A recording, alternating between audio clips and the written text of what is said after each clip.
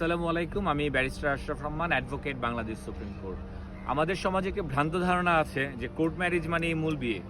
সবাই খালি বলে কোর্ট ম্যারেজ করেছি, কোর্ট ম্যারেজ করেছি। বাট কোর্ট ম্যারেজের অর্থ কি জানেন? কোর্ট ম্যারেজ বলতে বাংলাদেশে আইনে কোনো শব্দ নাই। কোর্ট ম্যারেজ বলতে কিছুই নাই। কোর্ট ম্যারেজ আমাদের সৃষ্ট একটা বানানো কথা। কোর্ট ম্যারেজ যে আপনারা বলতে যেটা বুঝেন সেটা মূলত একটা এফিডেভিট বা হলফনামা, মানে আপনি একটা ঘোষণা দিচ্ছেন যে আপনারা তারা বিবাহবদ্ধ আবদ্ধ হয়েছেন। কোর্ট ম্যারেজ বিয়ে প্রমাণিত কোনোভাবেই করে না। কোর্ট ম্যারেজেও বলা থাকে যে তারা বিয়ে করছে অথবা কাবিননামা করে বিয়ে করছে। বিয়ের জন্য অথরিটি হলো গিয়ে কাজী সাহেব, নিকা রেজিস্ট্রারের কাছে যে বিয়ে করবেন। আর কোর্ট ম্যারেজে যেটা বলেন সেটা কোনো বিয়ে না, একটা ঘোষণা যে মেয়ের বয়স যদি কোনো কারণে কম হয়ে থাকে তখন এটা বলতে পারেন যে ছেলে মেয়ে স্বেচ্ছায় গেছে, কোনো জোর জবরদস্তি করে যায় নাই।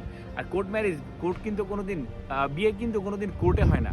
এই কোর্ট ম্যারেজ যেটা বলেন সবার ধারণা বিয়ে কোর্টে হচ্ছে, কিন্তু কোর্টে পৃথিবীতে এ পর্যন্ত কোনোদিন বাংলাদেশে কোর্টে কখনো বিয়ে হয় না। কোর্ট হয় এই আপনারা যেটা বলেন সেটা একটা এফিডেভিট করে স্টাম্পের মধ্যে করে একটা হলফনামা যেটাকে বলে সেটা একটা কিছু বাংলাদেশে থাকে যে এটা কি বলে নোটারি পাবলিক সাইন করে, এটাকে আপনারা কোর্ট ম্যারেজ বলেন। সো এই ভ্রান্ত ধারণা বাদ দেন।